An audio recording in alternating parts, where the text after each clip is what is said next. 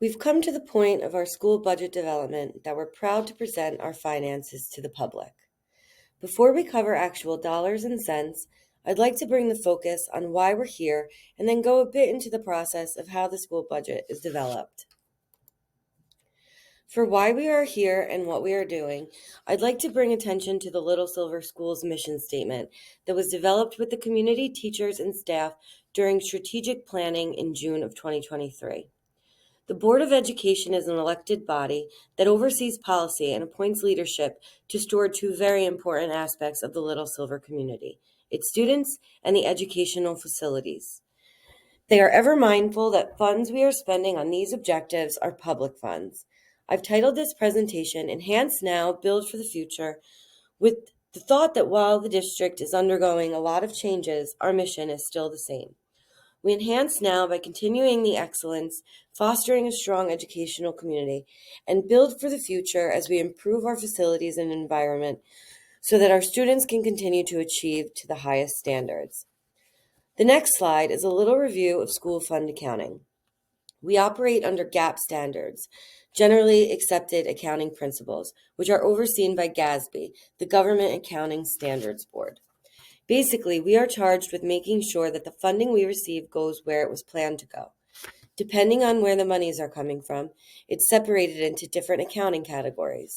So, Funds 10, 11, and 12 are for general operations. Fund 20 is for specific grants. Fund 30 is set up for revenue from the sale of bonds used for specific projects, which we received last December from our bond sale, and we have been spending those funds as referendum projects take place. Fund 40 is for the repayment of those bonds. The state will be contributing $870,404 in debt service aid this year to help with those payments.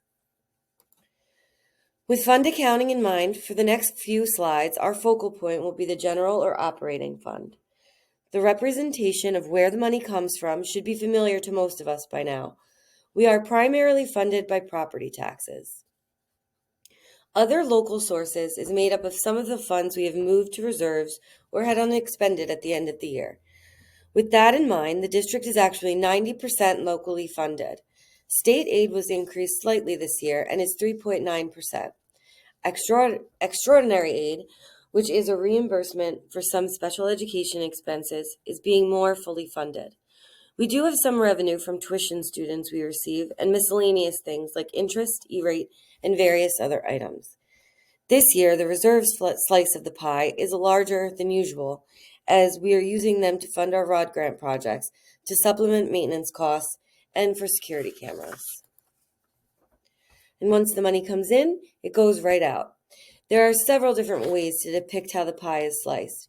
We could show classroom versus extracurricular, special education versus regular education costs, and so on.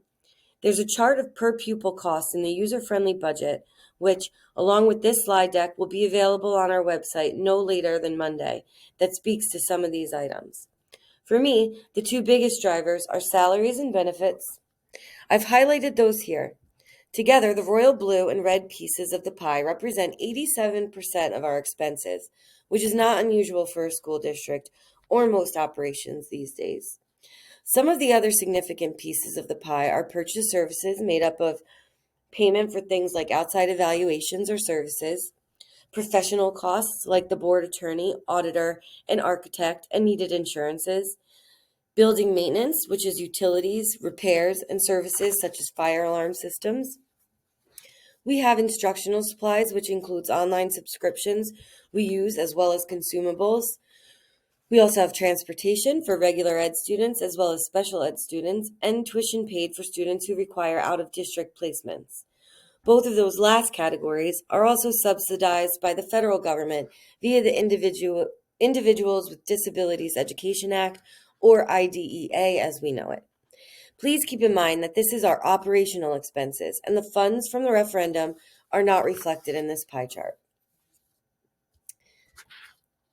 In reflecting on expenses, it seems a good time to mention the organizations that help support our students so that the district can go above and beyond.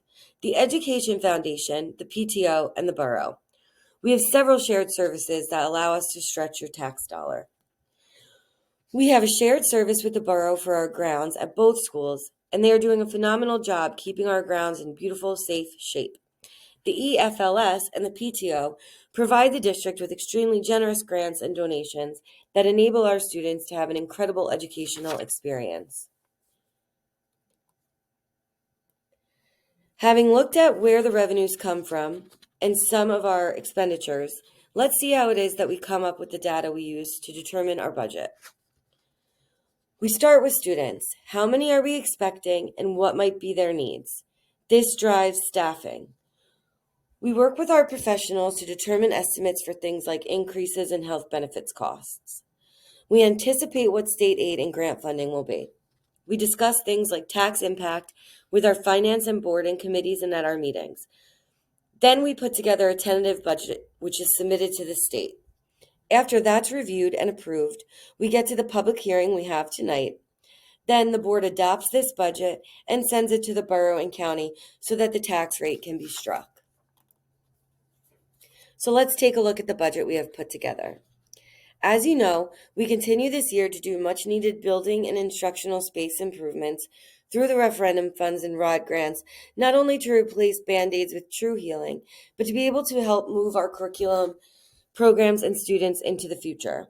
Our district's debt payment is down a bit from our payment due this year. The local levy is increased 2.56% over last year.